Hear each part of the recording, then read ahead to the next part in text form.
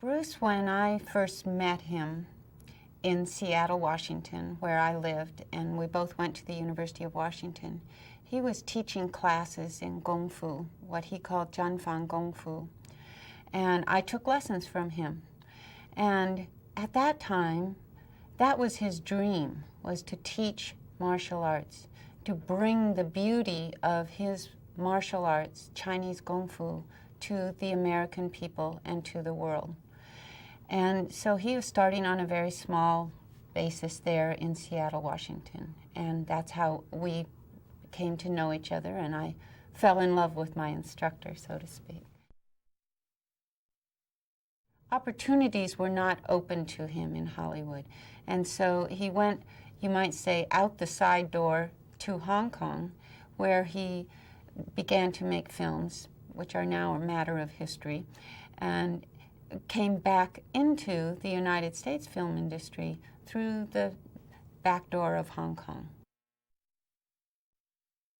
When Bruce taught Kung Fu, he did teach in small classes or one-on-one. He had dreamed, when I first met him in the early 60s, of having chains of schools across the country and teaching masses of people Chinese Kung Fu, which of course incorporates his beloved Chinese philosophy. As he proceeded to open a school in Seattle and then another in Oakland and a third in Los Angeles, he began to realize that this art was not something that could be taught on a mass scale. It had to be one-on-one or in very small groups in order to be not just taught by rigid set rules, which he opposed in the teaching of his Kung Fu and philosophy. It had to be suited to the individual, and the individual had to be able to take in and what he had to teach them and then grow individually from there. So he came to realize that his art could not be taught that way on a mass scale. And so he abandoned the idea of starting chains of Kung Fu schools and having assistant instructors in various locations all over the country, and instead continued to teach martial arts, Chinese Kung Fu, which by that time he had developed his own way and called Jeet Kune Do. He abandoned the idea of teaching that on a mass scale, continued to teach it one-on-one or in small groups, but changed his dream, you might say, of the way that he would translate and impart the message of his beautiful Chinese culture to the world. And this he would do through the vehicle of film. And I think that Bruce would be most proud to say, and to have people say about him, that he was a real human being who communicated the truth of his art through his actions and his presence on the screen. That people could look at him and say, wow, that guy was real. I know he could do that thing. He could make those moves. He would be deadly if he were in person right here in front of me. They knew that about him. Maybe they're not able to say that or express exactly what it was about him that turned them on so much or inspired them. But it was because he was the genuine article. He was that person in the films. He was not a different person off screen than he was on screen. He was vibrant and he was full of life and he was the real thing. And I think that really comes across and inspires people to want to better themselves, be a better martial artist, a better person, a more real and genuine person. Whether or not this comes through actually in the films, this was part of Bruce's message of martial arts, is that violence is not the answer to every situation. And so while an emotion that may be aroused by a confrontational circumstance may lead to a violent reaction in a film. In our daily life, we need to be able to subvert that that outlet so that we can all get along in a humane way. So in Bruce's martial arts classes and in his writings and in his philosophy, he not only teaches the physical self-defense part of martial arts, but also the way to use martial arts as a mental self-defense. Enter the Dragon was not just another film for Bruce. It wasn't just, oh, this is the next project. This was the dream of his lifetime, to do this co-production, to introduce his Chinese culture and Chinese martial art to the world. It was his dream. He had been planning this in his mind for most of his life, in some way or another, especially in the last 5 or 10 years of his life. He'd been working up to this moment where he would be prepared. As he used to say, you know, opportunities may come your way or they may not. Luck may come your way or they may not. But if they come your way and you call that luck, you better be ready for it. He was planting the seed always for years prior to even going to Hong Kong, because he knew the producer Fred Weintraub. He knew the executive producer Ted Ashley, knew them well and intimately and on a one-to-one basis as far as teaching martial arts to them. So they were friends and students of Bruce's. So he was involved in every aspect from the very beginning of planning it, doing all the contractual things, making the arrangements for the people to come to Hong Kong for the production and everything, and very much involved in the writing of the script. Of course, there was a script that the first title of which was Blood and Steel, and it underwent numerous revisions by Bruce. He added a great deal of dialogue and scene changes because he knew what he wanted to produce here. And there was reluctance and tug of war going on about exactly how the product would end up, how the script would end up. But Bruce was very insistent, almost to the point of being difficult to work with, because he knew exactly what he wanted and he insisted on what he needed. Not to say he was bullheaded and wouldn't compromise on things. That's not the impression I want to give. The impression I want to give is that he had a goal in mind. He knew what he wanted to communicate, martial arts-wise, philosophically-wise, through this film, and he was very determined to make his dream part of this movie, which I think is another reason why it has endured all these years. So he had a very active part in the writing of the script. He did, of course, choreograph all the fight scenes, and he was the best in the world at doing that. He had a film sense about how things would look on film, and he was exacting with his stunt people and the other actors that were in fight scenes with him. Nobody worked harder on Enter the Dragon than Bruce did. In the Far East, in Hong Kong, they had been making Chinese movies, of course, martial arts movies, for decades, if not longer, for as long as film was being made.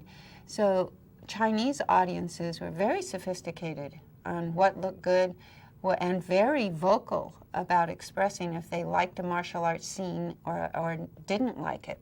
And so Bruce knew he had a very tough audience out there to please, and he also wanted to introduce it to Western audiences in a way that would set the standard. And I think there is no doubt that he did that. There were a couple of incidents that happened during the filming of Enter the Dragon that perhaps are not evident to the viewer because it's all pieced together nicely. But just for instance, so that you'll know when you see these films on camera, there is a scene where Bruce interacts with a cobra snake. And I don't know personally how he could ever do that, because I could not even be present on the set when this was happening. But and as you'll see in the film, this is a very large, ugly snake. And Bruce has to step on its tail and capture it by the head in order to subdue it. Well, in the finished version, you'll see everything went just fine and smoothly, and he does that with no problem. But that really wasn't the case during the filming. The snake was also somewhat angry because of all the runs he had been put through, and so this snake actually got quite nasty with Bruce and did, in fact, bite him. And it was painful, however, not deadly, because, in fact, the venom had been removed from this cobra, thank heavens, or the film may never have been finished. So, on another occasion, there is a fight scene you'll see in the movie where Bruce is fighting with Bob Wall. And this scene takes place in this vast courtyard with many martial artists dressed in white, which you will recognize in the film. And Bruce and Bob Wall are having this fight where Bob has a broken bottle in his hand. And in Hong Kong, they did not have the kind of breakaway props that they would have had in Hollywood. So this was a real broken glass bottle. And they're having this fight, and they had it carefully choreographed, who does what. And there was a slip-up during the filming of it, and consequently, one person didn't do what they were supposed to do. And consequently, Bruce's hand was severely cut across this tendon between the thumb and the forefinger. And filming had to stop, and it stopped for several days there. And Bruce had to have stitches, and his hand was all bandaged and swollen up. So that did put a stop to the film for a few days there. There was one extra on the set who I guess thought he would just see if Bruce was really a martial artist or was just an actor who was faking it. And he, between takes, when the extras are sitting around, standing around, and Bruce had a little time on his hands, one of these extras was goading Bruce all the time, like teasing him, like saying, you know, you're not any big stuff. I bet you can't do a sidekick and da-da-da. And normally this kind of thing did not faze Bruce at all, because he had evolved to that stage of being a martial artist that did not need to prove himself to every person that came along issuing a challenge or teasing him or picking on him or anything. So he did not always feel the need to react in the way that the person would be hoping that he would. But on this occasion, and I happened to be there on the set that day, and on this occasion, this kid was trying to show Bruce up and say he was a paper tiger. And Bruce felt that it had reached the point where if he did nothing and said nothing, he would not be able to inspire the rest of the extras to cooperate with him in the fight scenes and do what they needed to do to complete the movie. So he felt he needed to take a leadership role and to show this young man that he was going to have to eat his words. So, but he did it in a nice and playful way, and he called the guy down from where he was sitting up on a wall, throwing jibes at Bruce, and he said, hey, come on down here, you know. So he brought him down, and in the martial arts vernacular, I guess you would say he played with the young man. And he said, you know, they got in a stance, and he said, okay, go ahead, you know, try and throw a kick. Anyway, they had a little back and forth there, and by the time it was over, in about 30 seconds' time, the young man was a true believer, and Bruce accomplished this in good nature, did not hurt the young man, but certainly showed him that he was a true martial artist and very skilled and knowledgeable. So everything went smoothly after that. During the filming of Enter the Dragon, I was frequently on the set. Bruce was very open about bringing the family on the set. So I often came to the set, and I brought Brandon, and I brought Shannon. Brandon was 8 years old at that time, and Shannon was 4. And while many martial artists and prospective actors worldwide have been inspired by Bruce's film roles. His most primary student of the martial arts and of acting were his children. Brandon was very influenced by being on the set around Bruce, watching him work, and Bruce was very influential in Brandon deciding that this would be his career. Brandon decided at age 8, I can remember clearly him saying, I am going to be an actor.